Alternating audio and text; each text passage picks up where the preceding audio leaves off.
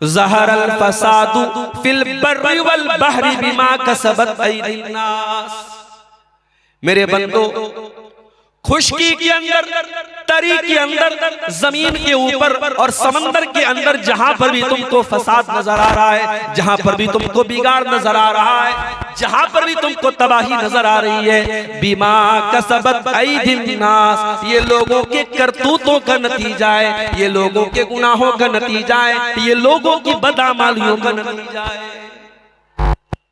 और आगे अल्लाह क्या कहता है, लियुज़ीक़हुम बादल्लज़ी अमिलू। मेरे बंदो, ये मुसीबतें जो तुम देख रहे हो, ये आफतें जो तुम देख रहे हो, ये परेशानियां जो तुम देख रहे हो, ये तुम्हारे बाज़ अमाल की सजा है, ये हर गुनाह की सजा नहीं है। अगर अल्लाह हर गुनाह की सजा दे दे, मा तरका अला ज़ारिहा मिन दाब्बा, तो जमीन के ऊपर कोई जानदार ही बाकी न बचे। कुछ गुनाहों की सजा अल्लाह दुनिया में देता है, मुसीबतों की शक्ल में, परेशानियों की शक्ल में, तबाही की शक्ल में। इसका मतलब यह हुआ कि कायनात में जहां पर भी बिगाड़ नजर आ रहा है, उसके पीछे रीजन क्या है, कारण क्या है, वजह क्या है? इंसान के गुनाह है, इंसान की नाफरमानी है। और आगे बढ़िए, कुरान का पहला पारा उठाइए। वकुलना या आदम उस्कुन अंत व ज़ौजुकल जन्ना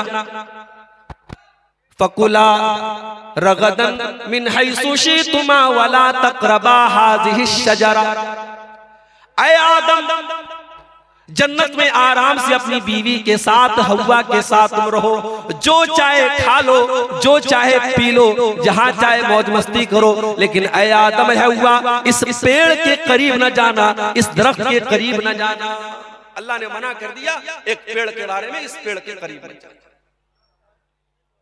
अब हमारा नौजवान क्या पूछता है, शेख साहब उस पेड़ का नाम क्या था, तुझे खाना है क्या? क्यों पूछता है? हमारी आदत है फजूल सवालात करने की, जिस सवाल का कोई मकसद नहीं वो सवाल करते हैं। आदम अलैहिस्सलाम को अल्लाह ताला ने एक पेड़ के करीब जाने से मना किया। पेड़ किस चीज का था, इसका क्या मतलब है? अल्लाह ने पेड़ का नाम नहीं लिया है, हमें जानने की जरूरत भी नहीं। अल्लाह ने कहा आदम ए हव्वा, इस पेड़ के करीब न जाना, अगर जाओगे फतकूना मिनज़्ज़ालिमीन, तो तुम जालिमों में से हो जाओगे। फ़अज़ल्लहुमा अश-शैतानु अन्हा फ़अख़रजहुमा मिम्मा काना फ़ी। शैतान ने हमारे बाप आदम को और हमारी माँ हव्वा को दोनों को बहका दिया।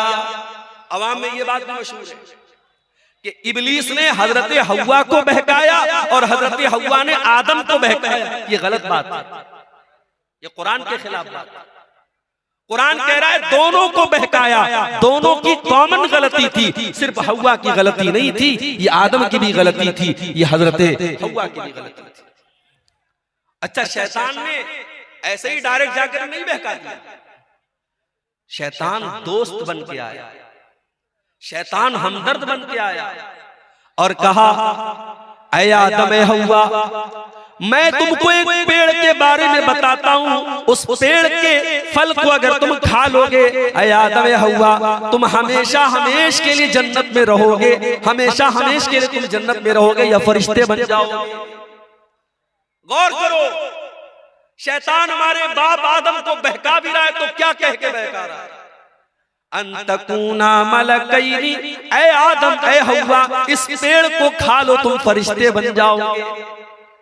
आदम अलैहिस्सलाम को ये ना समझ में आया कि अल्लाह ताला ने मेरा मकाम तो ये बनाया कि जब मुझे पैदा किया तो फरिश्तों को हुक्म दिया कि आदम के आगे सजदा करो, और शैतान मुझसे कह रहा है ऐ आदम तू इस पेड़ को खा जाओ तो तुम फरिश्ते बन जाओगे और हमेशा हमेशा जन्नत में रहोगे। अल्लाह ने उससे बड़ा मकाम दिया था, लेकिन शैतान ने ऐसी पट्टी पढ़ाई कि हमारे बाप आदम को समझ में नहीं आया। पता ये चला मेरे भाई, हम उसी आदम की औलाद हैं, और हम भी शैतान के आगे बेबस हो जाते हैं और कमजोर पड़ जाते हैं और अक्सर शैतान की चालों में आ जाते हैं। और ये भी पता चला शैतान दुश्मन बनकर के नहीं आता, शैतान दोस्त बनकर के आता है। वक़ासमहुमा इन्नी लकुमा लमिनन नासिहीन, शैतान ने कसम खाई, कहा आदम मैं कसम खाता हूं अल्लाह की, मैं तुम्हारा भला चाहता हूं, मैं तुम्हारा बुरा नहीं चाहता। हमारे सामने कोई अल्लाह की कसम खा ले। मैं मार्केट में जाता हूं, सामान खरीद लिया, सामान का रेट पूछा दुकानदार से, उसने कहा 100 रुपए का है। मुझे लगा यार कुछ महंगा मिल रहा है, मैंने कहा यार 90 का दे दो। कहता है मौलवी साहब अल्लाह की कसम मैंने 80 का खरीदा। अब मौलवी साहब दुकान पर गए, दुकानदार ने अल्लाह की कसम खा ली, तो मौलवी साहब तो बेचारे मौलवी साहब होते हैं, अल्लाह का नाम सुन के पिघल जाते कि बेचारा कसम खा रहा है तो झूठ तो नहीं बोल रहा। अल्लाह वाले अल्लाह के नाम पर बड़ी आसानी से बेवकूफ बन जाते हैं। ये जुमला नोट कर लो, अल्लाह वाले अल्लाह के नाम पर बहुत आसानी से बेवकूफ बन जाते हैं। हैदराबाद जैसी सरजमीन पर मैं गया, वहां लोगों ने बताया मौलवी साहब बड़ी बड़ी दाढ़ी वाले और माथे पर सज्जे का निशान रखने वाले आज बिजनेस में हालत ये है, लाखों और करोड़ों का लोगों का माल लेकर के बैठे हुए हैं, दुकान बंद करके गायब है और लोग परेशान हैं। कितने लोगों ने माल बेचा है, पैसा लेने के लिए जा रहे तो दुकान बंद है, दाढ़ी इतनी बड़ी है और सज्जे का निशान इतना बड़ा है। आदमी धोखा खा गया कि इतना नेक इंसान है, ये तो फ्रॉड नहीं करेगा, ये तो धोखा नहीं करेगा। मेरे भाइयों अल्लाह वाले अल्लाह के नाम पर बड़ी आसानी से बेवकूफ बन जाते। इब्लीस ने कसम खाई, कहा मैं तुम्हारी भलाई चाहता हूं। आदम अलैहिस्सलाम ने उसकी बात मान ली और उस पेड़ को खा लिया जिस पेड़ के करीब भी जाने से अल्लाह ने मना किया। अच्छा, अल्लाह ने ये नहीं कहा मत खाओ, अल्लाह ने ये भी नहीं कहा आदम फल मत तोड़ो, अल्लाह ने कहा फल के करीब भी मत जाओ। आप कहीं देखते होंगे जहां इलेक्ट्रिक पोल होता है और वहां पे करंट और पावर होता है तो उस पे लिखा रहता है खतरा, बड़े बड़े दो उसमें खोपड़ी बनी रहती है और 2 हड्डियां बनी रहती है और बीच में लिखा रहता है खतरा, ताकि आदमी दूर से अलर्ट हो जाए कि इसमें खतरा है। जिस गुनाह के बारे में अल्लाह कह दे करीब मत जाओ, उसके करीब भी नहीं जाना चाहिए। मेरे नौजवान साथियों, आज समाज में ज़िनाकारी और बदकारी आम होती चली जा रही है और आज मोबाइल का इस्तेमाल ज़िनाकारी के एक आले के तौर पर हो रहा है। आज मोबाइल पर होने वाली एक चैटिंग कहां पर जाके खत्म होती है कोई नहीं जानता। आज कितने ज़िना के वाक़यात हुए जिसकी शुरुआत एक मिस कॉल से होती है, एक रॉन्ग नंबर से आई हुई कॉल से होती है, एक गलत नंबर से आए हुए मैसेज से होती है। मेरे प्यारे भाइयों, इसीलिए अल्लाह कुरान में जब ज़िना का नाम लेता है तो ये नहीं कहता है कि ज़िना मत करो, अल्लाह फरमाता है वला तक़रबुज़्ज़िना इन्नहु काना फ़ाहिशतन व साअ सबीला। मेरे बंदो तुम ज़िना के करीब भी न जाना, ये बड़ा गंदा काम है। अल्लाह ने करीब भी जाने से, और इसीलिए मर्दों से कहा गया जब चलो रास्ते में तो अपनी निगाहों को झुका कर चलो। औरतों से कहा गया जब घर से निकलो तो पर्दे में निकलो। अपने घर में अपने भाई के सामने, अपने बाप के सामने, अपने महरम रिश्तेदार के सामने भी औरत से कहा गया वल यज़रिबन बिखुमुरिहिन्ना अला जुयूबिहिन्ना, अपने दुपट्टे को अपने सीने पर रखो, अपने सीने को खुला मत रखो। क्यों मेरे भाई? इसलिए कि कुरान हमें ज़िना के करीब भी जाने से मना। इंडिया की हुकूमत ने इजाजत दे दी, इंडिया से कोई औरत अगर हज करने जाना चाहती है, उम्रा करने जाना चाहती है, उसे किसी मर्द की जरूरत नहीं है, वो अकेली जा सकती है, उसे किसी महरम की जरूरत नहीं है। मगर आप किसी आलिम से फतवा जाके पूछो, कटिहार का इलाका है, मौलाना रहमतुल्लाह साहब बड़े आलिम है, शेख इनामुल हक मदनी साहब बड़े आलिम, आप जाके पूछो कि शेख साहब औरत उम्रा करने जाना चाहती है, उसका कोई महरम रिश्तेदार नहीं है, क्या कर सकती है? उलमा जवाब देंगे नहीं कर सकती है। क्यों? आज के दौर में कोई पुराने जमाने की तरह सफर नहीं हो रहा रहा है, घोड़े पे सफर नहीं हो रहा है, ऊंट पे सफर नहीं हो रहा है, फ्लाइट का सफर है। बागडोगरा और कलकत्ता से आप फ्लाइट पकड़े और डायरेक्ट आप सऊदी अरब पहुंच जाए, रियाद पहुंच जाए, 4 घंटे में आप सऊदी अरब पहुंच जाए। आज के दौर में तो कोई खतरा नहीं है, मगर उलमा जवाब यही देते कि ये कुरान, ये नबी का हुक्म है, ये शरीयत का हुक्म है, हमें इसमें मंतिक नहीं लगाना है, हमें इसमें लॉजिक नहीं लगाना है। औरत को अगर उम्रा करना है, हज करना है, तो उसका कोई महरम रिश्तेदार होना चाहिए या उसका शौहर होना चाहिए। मेरे प्यारे साथियों, क्यों इस्लाम ने ये हुक्म दिया? इसलिए कि इस्लाम जिना के करीब भी जाने से हमें मना करता है। अल्लाह ने कहा था, आदम तुम इस पेड़ के करीब भी ना जाना। शैतान ने बहकाया और आदम अलैहिस्सलाम ने और उनकी बीवी हव्वा ने, दोनों ने उस पेड़ को खा लिया, उसके फल को खा लिया। अब जैसे ही दोनों ने फल को खाया, कुरान क्या कहता है? फलम्मा ज़ाक़ा शजरत बदत लहुमा सौआतुहुमा व तफ़िका यक़सिफ़ानी अलैहिमा मिन वरक़िल जन्ना। दोनों ने जब उस पेड़ को खा लिया तो दोनों के बदन से कपड़े उतर गए और दोनों नंगे हो गए। हमारे बाप आदम भी नंगे हो गए, हमारी माँ हव्वा भी नंगी हो गई। हाय हाय, अब जैसे नंगे हुए, अच्छा इसका मतलब कि जन्नत में कपड़ा था, इसका मतलब कि जन्नत में कपड़ा था, दोनों कपड़ा पहने हुए थे, कपड़े उतर गए, दोनों नंगे हो गए। अब नंगा रहना उनको पसंद नहीं है। कुरान कहता है दोनों अपने आप को कवर करने लगे, ढांपने लगे। जन्नत के जो पेड़ पौधे थे उसके पत्तों से अपनी शर्मगाह को ढांपने लगे। पता ये चला कि नंगा रहने वाला और नंगी रहने वाली औरत ये हजरत आदम की औलाद में से कहलाने की हकदार नहीं है। आदम का कल्चर ये नहीं है, ये हव्वा का कल्चर नहीं कि नंगा रहा जाए। आज चले जाओ, आपके इंडिया की बात कर रहा हूं, आप गोवा में चले जाओ, गोवा में चले जाओ, समंदर के बीच पर जवान जवान औरतें पूरे जिस्म को नंगा करके धूप खा रही हैं और दुनिया कहती है साहब ये बड़े मॉडर्न लोग हैं, बड़े ये तरक्की याफ्ता लोग हैं। मैं थूकता हूं ऐसी तरक्की पर, मैं थूकता हूं ऐसी तहजीब पर, मैं थूकता हूं ऐसे कल्चर पर। ये आदम का कल्चर नहीं है, ये हव्वा का कल्चर नहीं है। मेरे बाप आदम और मेरी माँ हव्वा के बदन से जब कपड़ा उतरा, दोनों को शर्म महसूस हुई और दोनों ने अपनी शर्मगाह को कवर किया, अपने आप को कवर किया, अपने आप को ढांका। अब अल्लाह ने कहा, ऐ आदम मैंने तुमको मना किया था, ऐ हव्वा मैंने तुमको मना किया था उस पेड़ के करीब न जाना, तुमने पेड़ को क्यों खाया? ऐ आदम, ऐ हव्वा तुमने बहुत गलत काम किया। मैंने बताया था शैतान तुम्हारा बहुत बड़ा दुश्मन है, फिर भी तुम शैतान की चाल में आ गए। अब हजरत आदम को एहसास हुआ, हजरत हव्वा को एहसास हुआ कि हमसे गलती तो बहुत बड़ी हुई। अब दोनों ने अल्लाह की बारगाह में हाथ उठाया।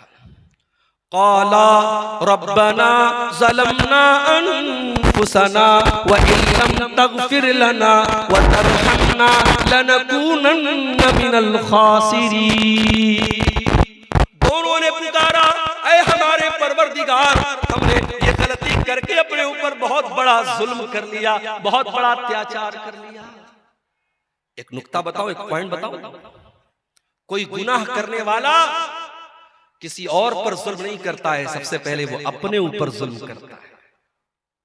जो हराम काम करता है, जो जिना करता है, जो शराब पीता है, जो जुआ खेलता है, जो नमाज नहीं पढ़ता है, जो अल्लाह को नाराज करने वाला कोई भी काम करता है, वो सबसे पहले अपने ऊपर अत्याचार करता है, अपने आप को हलाकत में डालता है। हमारे बाप आदम की दुआ हमें ये सबक दे रही है, रब्बना ज़लमना अनफुसना, ऐ हमारे परवरदिगार हमने अपने जान के ऊपर जुल्म किया है, व इल्लम तग़फिर लना व तरहमना, और ऐ अल्लाह अगर तूने हमें माफ न किया और तूने हमको नहीं बख्शा, तूने हम पर रहम न किया, लनकूनन्न मिनल खासिरीन, ऐ अल्लाह हमसे ज्यादा खसारे वाला, हमसे ज्यादा नुकसान वाला कोई नहीं होगा। अल्लाह ने तौबा कबूल की। देखो गलती तो इब्लीस ने भी की थी। अल्लाह ने इब्लीस से कहा था आदम को सजदा करो, इब्लीस ने कहा मैं नहीं करूंगा। इब्लीस ने सजदा नहीं किया। गलती इब्लीस ने भी की, गलती आदम ने भी की। मगर इब्लीस का तरीका यह है कि गलती करके ढिठाई करो, चोरी करके सीना जोरी करो, गुनाह करके गुनाह की दलील दो। और आदम का तरीका यह है, गुनाह हो जाए, गलती हो जाए, खता हो जाए, अल्लाह से माफी मांग लो। मेरे भाइयों, अब जो आदम की औलाद है, जो आदम से अपना रिश्ता जोड़ता है, उससे अगर कभी गुनाह हो जाए तो वो तौबा कर ले। इसीलिए अल्लाह के प्यारे नबी फरमाते हैं, कुल्लु बनी आदम खत्ताउन व खैरुल खत्ताइन अत-तव्वाबून। ऐ आदम की औलाद, तुम सबके सब गुनहगार हो, तुम सबके सब खताकार हो। आदम का हर बेटा खताकार है, हव्वा की हर बेटी खताकार है। अगर कोई कहता है साहब, मौलवी साहब मैंने आज तक कभी कोई गुनाह नहीं किया है, झूठ बोल रहा है।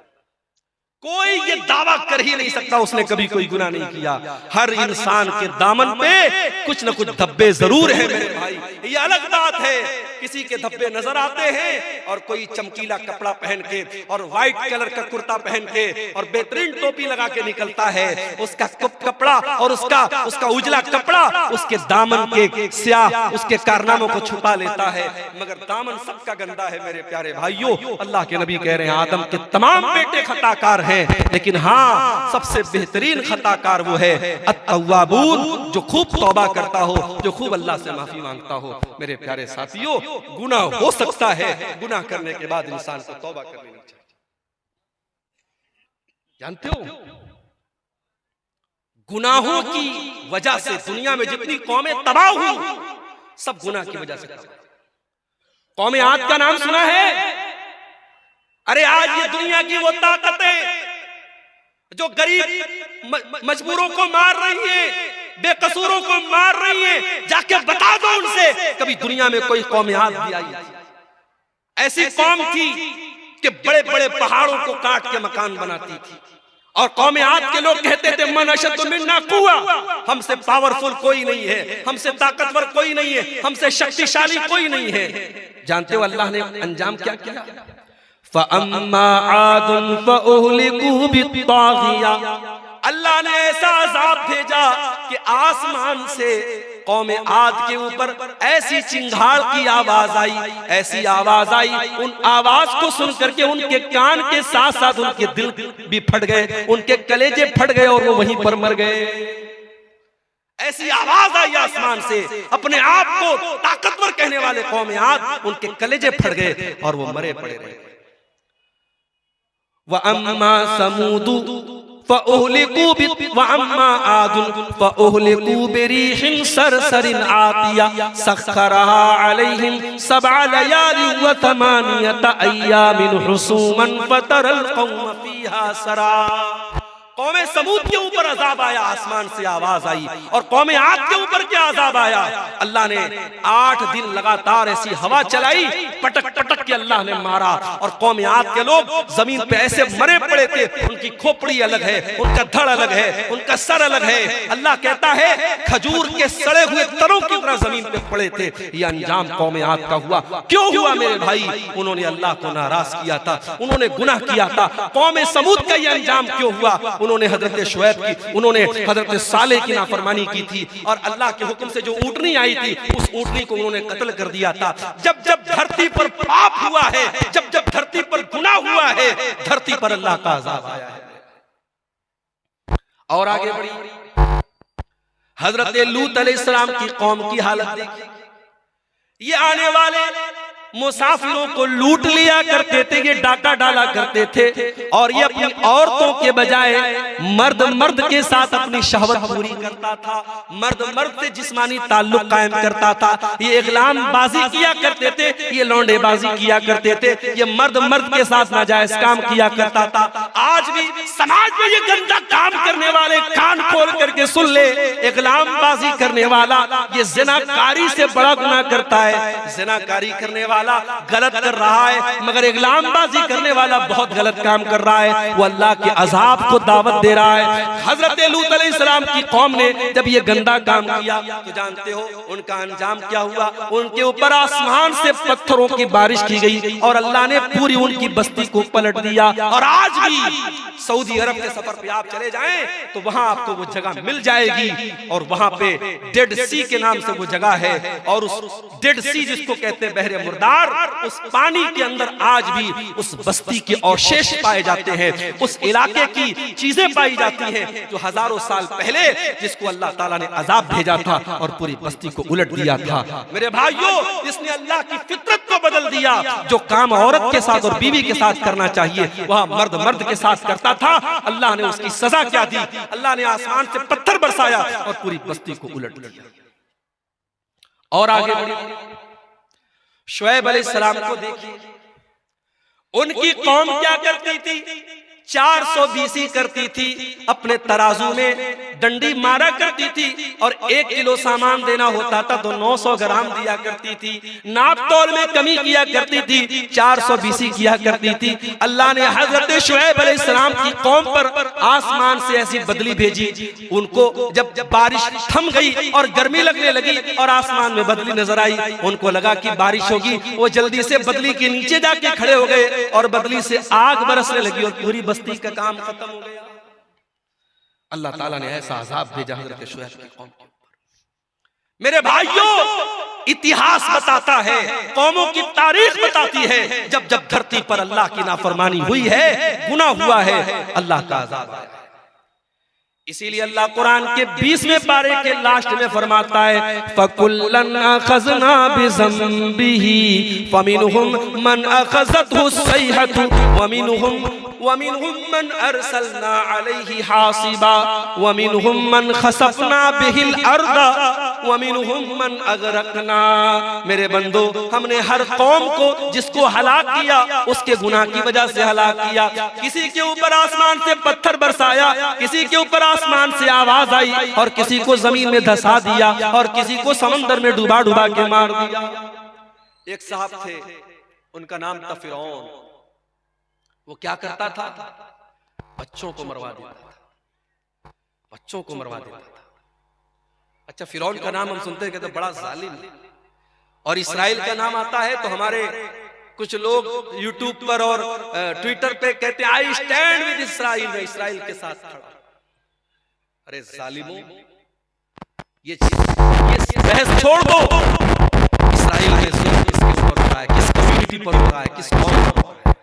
ये सोचो, पिछले चंद महीनों में गाजा की सरजमीन पर हजारों छोटे छोटे बच्चे मार दिए गए।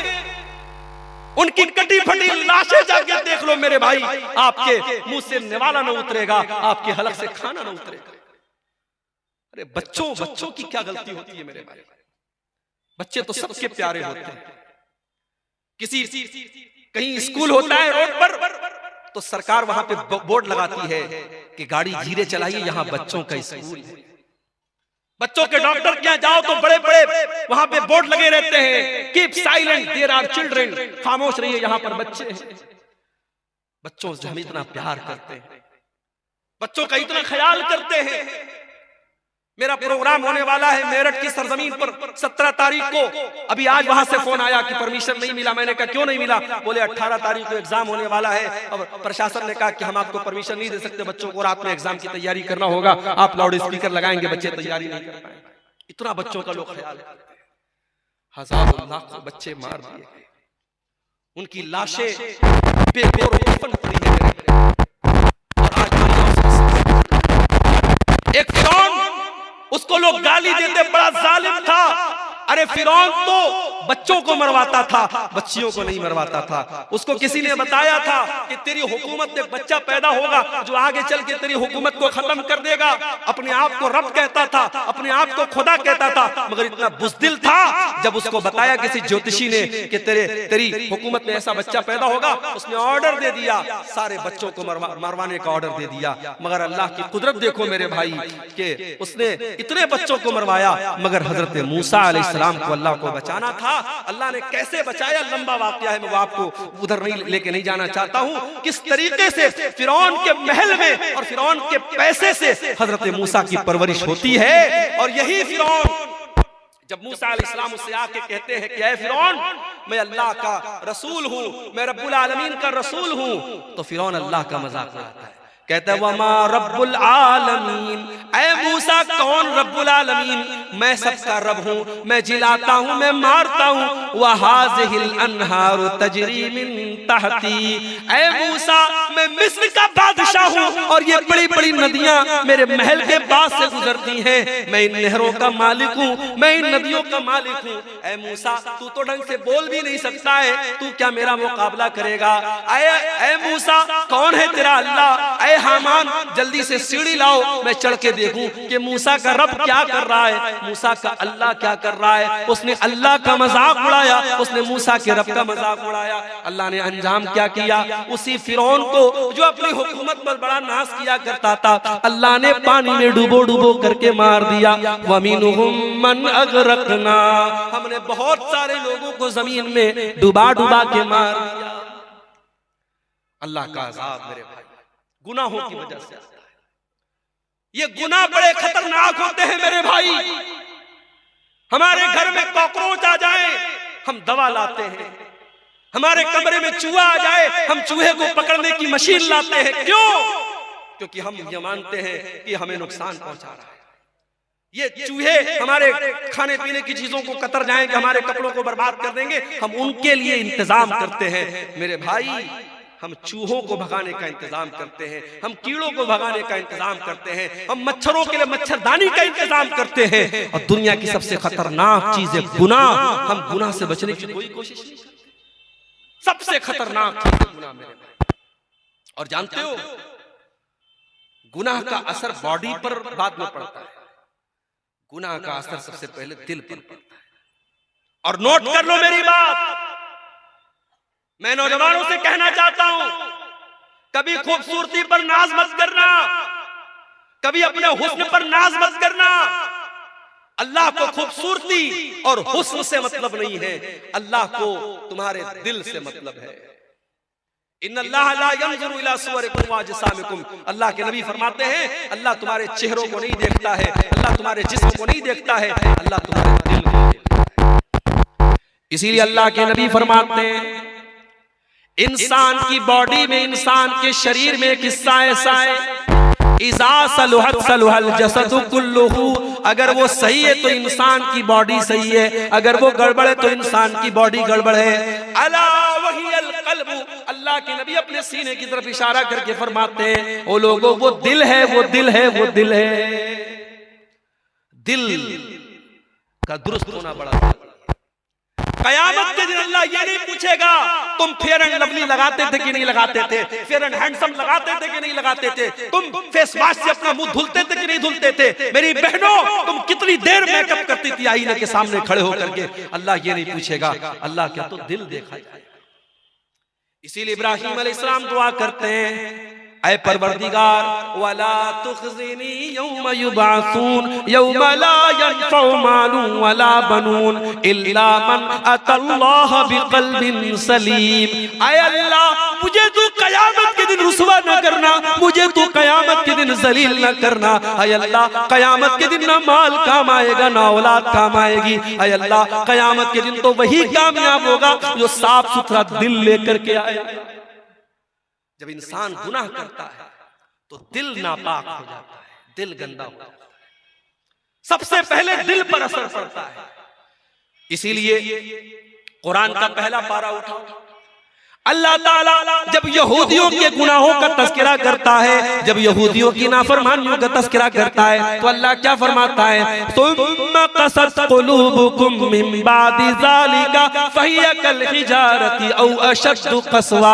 ऐ यहूदियों तुमने इतने गुनाह किए, तुमने इतनी नाफरमानियां की कि तुम्हारे दिल तो पत्थरों से भी ज्यादा सख्त हो गए। व इन्न मिनल हिजारति लमा यतफज्जरु मिनहुल अन्हार, अरे पत्थर तो कुछ ऐसे भी होते हैं पत्थर के अंदर से नहर जारी होने लगती है। व इन्न मिनहा लमा यशक्ककु फयखरुजु मिनहुल मा, अरे पत्थर तो कुछ ऐसे भी होते हैं पत्थर में से सुराख हो जाता है, पत्थर में से पानी निकलने लगता है। व इन्न मिनहा लमा यहबितु मिन खशियतिल्लाह, और पत्थर तो कुछ ऐसे भी होते हैं जो अल्लाह के खौफ से झुक जाते हैं, मगर इंसान का दिल जब सख्त हो जाता है तो पत्थर से भी ज्यादा कठोर हो जाता है।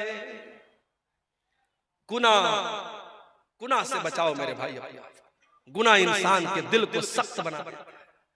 और याद रखो, जब गुनाह करते करते इंसान का दिल सख्त हो जाता है, फिर अब्दुल गफ्फार साहब 1.5 घंटे तकरीर करें, मौलाना जर्जी साहब 2 घंटे तकरीर कर ले, मौलाना मेराज रब्बानी साहब 3 घंटे तकरीर कर ले, कोई दुनिया का बड़ा से बड़ा आलिम आ जाए और तकरीरें करता रहे, दिल की दुनिया नहीं बदलती है, क्योंकि दिल काला हो चुका है मेरे प्यारे।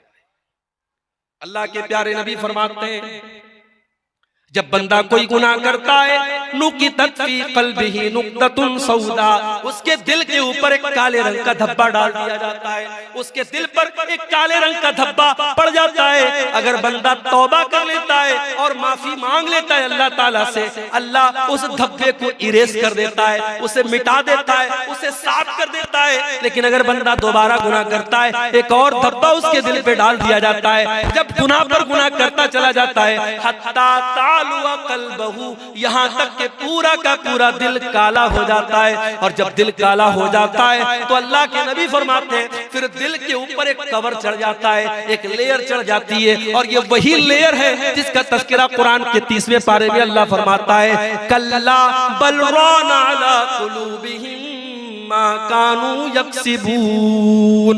मेरे बंदो, तुम्हारे गुनाहों की वजह से तुम्हारे दिलों के ऊपर पर्दा पड़ जाता है। गुनाहों से अपने हाथ को बचाओ मेरे भाई। और जानते हो, गुनाह का एक नुकसान और है, गुनाह करने से इंसान की रोजी रोटी पर भी असर पड़ता है। दुकान अच्छी नहीं चल रही है, कारोबार में मंदी हो रही है, जो बिजनेस में हाथ लगा रहे हो बिजनेस सही तरीके से नहीं चल रहा है, जरा गौर कर लेना, जरा जायजा ले लेना, जरा ध्यान देना, कहीं कोई गुनाह तो नहीं कर रहे हो, रात में बैठ के शराब तो नहीं पी रहे हो, कहीं ज़िनाकारी में तो नहीं लगे हो, किसी नाजायज लड़की के साथ कहीं नाजायज ताल्लुक तो नहीं कायम करके रखा है, कहीं मोबाइल पर किसी से गंदी चीजें तो नहीं शेयर कर रहे हो। अगर कोई गुनाह कर रहे हो तो आपकी रोजी रोटी पर भी उसका असर पड़ेगा। अल्लाह कुरान में कहता है, ज़रबल्लाहु मसलन क़रियतन कानत आमिनतन मुतमइन्नतन यातीहा रिज़्क़ुहा रग़दन मिन कुल्लि मकान। अल्लाह ताला मिसाल दे रहा है एक बस्ती की। बस्ती बड़े चैन से, बड़े अमन से रहा करती थी और बस्ती वाले चैन से खाते पीते थे। फ़अज़ाक़हल्लाहु लिबासल जूइ वल ख़ौफ़ि बिमा कानू यस्नऊन। जब बस्ती वालों ने गुनाह करना शुरू किया, अल्लाह ने रोजी रोटी का रास्ता बंद कर दिया और उस बस्ती के लोग भूखे मरने लगे। आप कहते हैं मौलवी साहब हमारे यहाँ सैलाब आ जाता है, बाढ़ आ जाती है, खेती बर्बाद हो जाती है।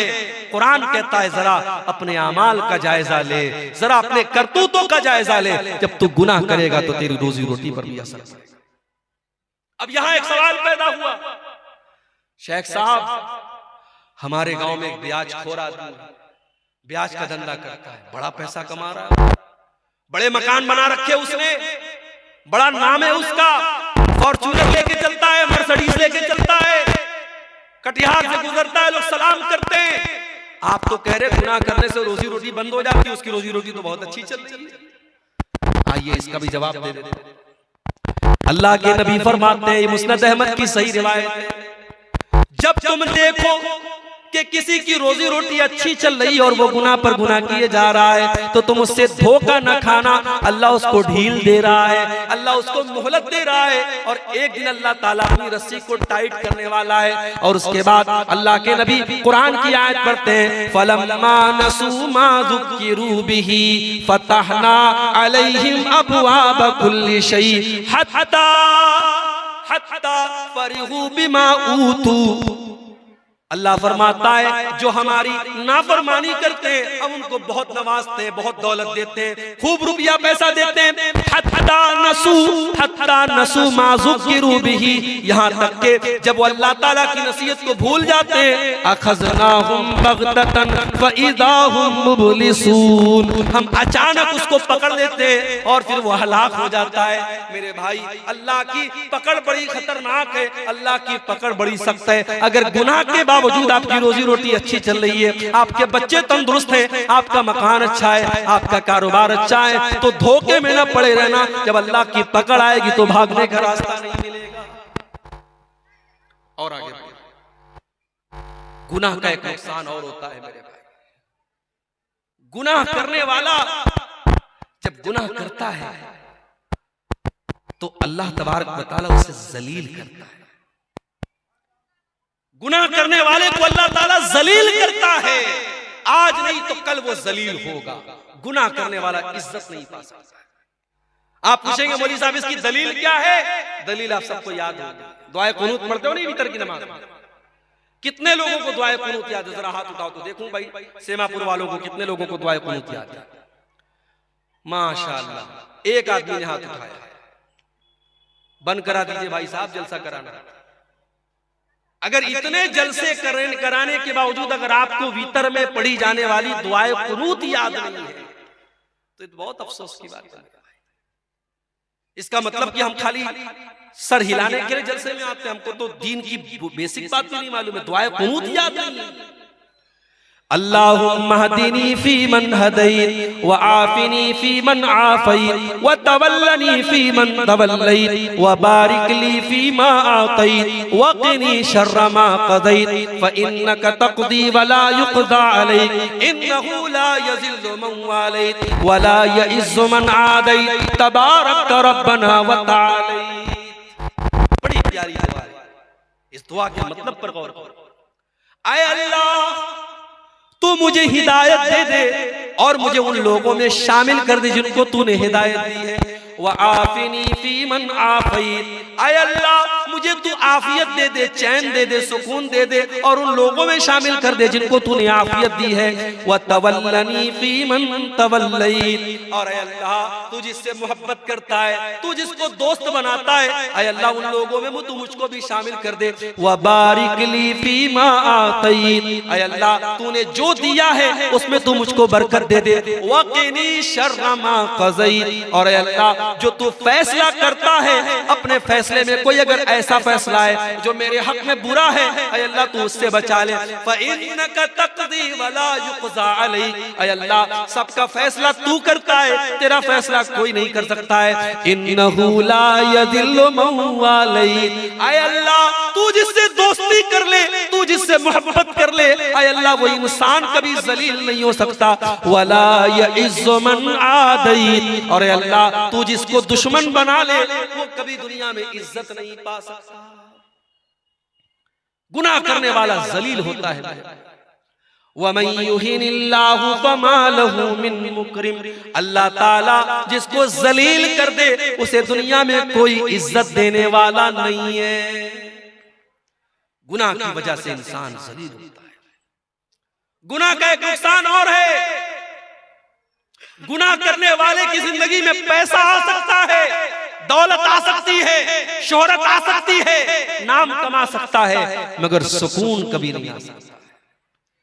वो दौलत कमाएगा फिर भी रातों में उसको नींद नहीं आएगी, उसके बच्चे उसके नाफरमान हो जाएंगे, उसकी बीवी उससे बेवफाई करेगी, उसके घर में दौलत होगी, शोहरत होगी, सब कुछ होगा, मगर चैन और सुकून नहीं होगा। इसीलिए अल्लाह कुरान में कहता है वमन आरज़ा अन ज़िक्री फ़इन्न लहू मईशतन ज़न्का, ओ लोगो जो मेरे जिक्र से मुंह मोड़ेगा, जो मेरी शरीयत को छोड़ देगा, हम उसकी जिंदगी से सुकून को खत्म कर देंगे। व नहशुरुहु यौमल क़ियामति अअमा, और क़यामत के दिन हम उसको अंधा बना करके उठाएंगे। क़ाला रब्बि लिमा हशरतनी अअमा, वो बंदा कहेगा अल्लाह तू मुझको अंधा बना के क्यों उठा रहा है, मैं तो दुनिया में अच्छा भला देखा करता था। अल्लाह फरमाएगा क़ाला कज़ालिका अततका आयातुना फनसीतहा व कज़ालिकल यौम तुनसा, अल्लाह फरमाएगा मेरे बंदे मेरी आयतें तेरे सामने पढ़ी जाती थी, तू देख करके अनदेखा कर देता था, तू अंधा बन जाता था, तू मुझको भूल गया, मैं तुझको भूल गया।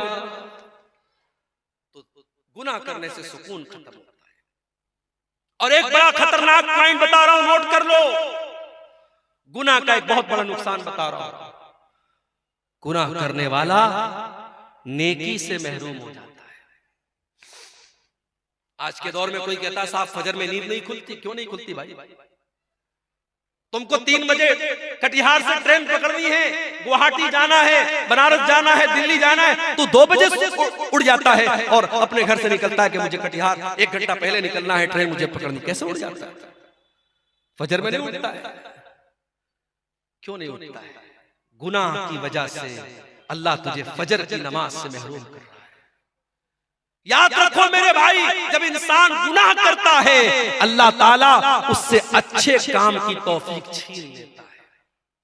और बड़े पॉइंट की बात बता रहा हूं, अगर अल्लाह ताला आपसे अच्छा काम ले रहा है, मस्जिदों में आप पैसा दे रहे हैं, मदरसों में आप चंदा दे रहे हैं, उलमा के ऊपर आप खर्च कर रहे हैं, दीन के ऊपर आप खर्च कर रहे हैं, किताबें छपवा के बांट रहे हैं, गरीबों की मदद कर रहे हैं, तो अल्लाह का शुक्र अदा कीजिए। अल्लाह आपसे काम ले रहा है, ये सबके बस की बात नहीं है। अल्लाह आपसे अपने दीन का काम ले रहा है।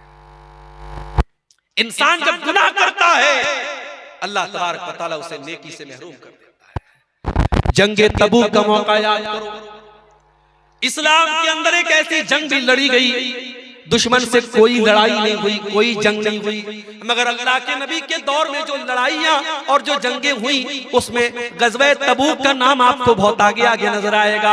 ये वो जंग थी जिसमें अल्लाह के नबी ने सहाबे किराम को, अल्लाह ताला ने ईमान वालों के ईमान को परख लिया था। 700 किलोमीटर का सफर करना था, मदीना से 700 किलोमीटर दूर जाना था और उस दौर की सुपर पावर से मुकाबला करना था, रोमन एम्पायर से मुकाबला करना था। अल्लाह के नबी की आदत थी जब लड़ाई के लिए घर से निकलते थे तो सहाबा को सही डायरेक्शन नहीं बताते थे। पूरब जाना होता था कहते थे पश्चिम जाना है, उत्तर जाना होता था कहते थे दक्षिण जाना है। अल्लाह के प्यारे नबी सही डायरेक्शन नहीं बताते थे, मगर जंगे तबूक एक ऐसी जंग है अल्लाह के नबी ने बिल्कुल सही डायरेक्शन बताया था और कहा था, ऐ मेरे सहाबा हमें तबूक जाना है, हमें मदीना से 700 किलोमीटर दूर जाना है, हमें इस रास्ते पर जाना है। गर्मी का मौसम था, खजूरों के पकने का टाइम था। उस जंग में बहुत सारे मुनाफिक लोग नहीं गए, बहुत सारे मुनाफिक लोग नहीं गए, 2-4 सच्चे मुसलमान भी नहीं गए अपनी काहिली की वजह से। उन्होंने बात की अल्लाह से तौबा कर ली, लेकिन जो मुनाफिक लोग थे, जो बेईमान लोग थे, जो कामचोर लोग थे, जो अल्लाह और उसके रसूल को धोखा देने की कोशिश करते थे, जब अल्लाह के नबी वापस आए तो अब ये आके बहाना कर रहे, कोई लंगड़ा के आ रहा है, ऐ अल्लाह के नबी मेरी तो पैर में बहुत दर्द था, मैं इसलिए नहीं जा पाया, और ऐ अल्लाह के नबी मेरे पास पैसा नहीं था, मेरे पास ये नहीं था, मेरे पास वो नहीं था। अल्लाह के नबी कहते थे अच्छा भाई चलो ठीक है, जाओ जाओ, तुमको माफ किया, तुमको माफ किया। अल्लाह के नबी कह के नजरअंदाज कर देते थे। नबी ने तो माफ कर दिया, नबी ने नजरअंदाज कर दिया, मगर कुरान में अल्लाह ने उन मुनाफिकों की पोल खोल दी। अल्लाह ने फरमाया वलौ अन्नहुम अरादुल खुरूज लअद्दू लहू उद्दतन, ऐ मेरे नबी अगर ये मुनाफिक लोग आपके साथ जाना चाहते तो तैयारी करते, इन्होंने कोई तैयारी नहीं की, ये कोई तैयारी इन्होंने नहीं की। इसका मतलब कि ये झूठ बोल रहे हैं, ये कामचोर लोग हैं, ये अल्लाह की इबादत से भागने वाले लोग हैं। वलौ अन्नहुम अरादुल खुरूज लअद्दू लहू उद्दतन वलाकिन करिह ऐ नबी इन मुनाफिकों को अल्लाह ताला ने महरूम कर दिया, ये चाहते तब भी आपके साथ जा नहीं सकते थे, अल्लाह ने इनको बिठा दिया। मेरे भाई अगर फजर की नमाज के लिए आपको अगर उठने का इरादा होता, 5:30 बजे फजर की अजान होने वाली है, 5:15 बजे का आप अपने मोबाइल पर अलार्म सेट करते और 5:15 बजे आप मस्जिद में आते। जब मुअज्जिन अस्सलातु खैरुम मिनन नौम की आवाज देता, आपके कानों में वो आवाज पड़ती।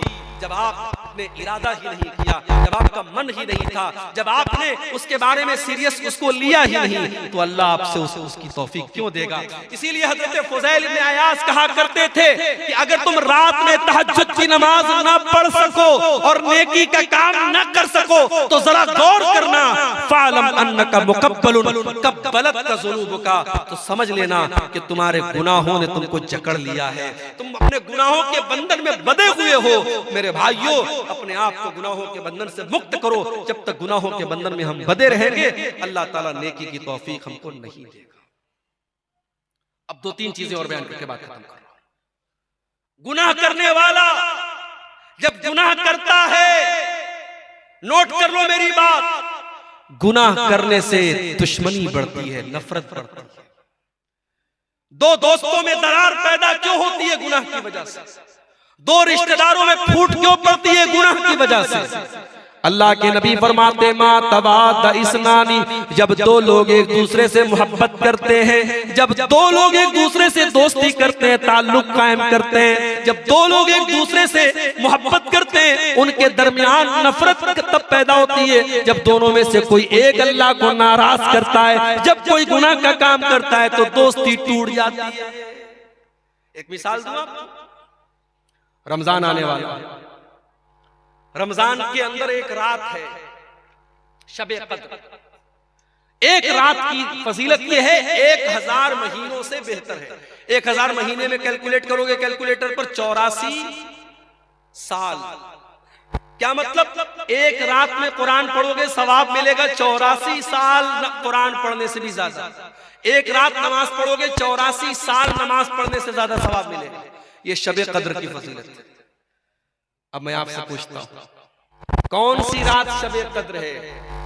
मौली साहब नहीं पता। इतना पता है रमजान के आखिरी अशरे की किसी एक रात में है, लेकिन कौन सी रात है नहीं पता। जानते हो शबे कद्र कौन सी रात है? ये इल्म अल्लाह ताला दुनिया में उतारने वाला था, मगर दो सहाबी आपस में लड़ पड़े तो अल्लाह ताला ने इस इल्म को उठा लिया। अगर वो न लड़े होते और आपस में इख्तिलाफ न किया होता उन्होंने शबे कद्र के बारे में, तो अल्लाह ताला एग्जैक्ट बता देता कि 25वीं रात शबे कद्र है या 27वीं रात शबे कद्र है या 23वीं रात शबे कद्र है। दो लोगों ने झगड़ा किया, अल्लाह ने शबे कद्र का इल्म दिया। इख्तिलाफ हमेशा, जब इंसान गुनाह करता है तो इख्तिलाफ पैदा होता है। इसीलिए अल्लाह के नबी जब नमाज खड़ी होती थी, सहाबे किराम से कहा करते थे अकीमू सुफूफकुम, मेरे सहाबा नमाज सही कर लो, सफे दुरुस्त कर लो। ऐ मेरे सहाबा अपनी सफों को दुरुस्त कर लो। लतुकीमुन्ना सुफूफकुम औ लयुखालिफन्नल्लाहु बैना कुलूबिकुम, ऐ मेरे सहाबा तुम अपनी सफों को सीधा नहीं करोगे तो अल्लाह ताला तुम्हारे दिलों के बीच में दूरी पैदा कर देगा। यानी एक सुन्नत आप छोड़ेंगे नमाज के अंदर, अगर सबको सीधा नहीं करेंगे और कदम से कदम और कंधे से कंधा मिला के खड़े नहीं होंगे तो अल्लाह ताला दिल में दूरी पैदा कर देगा।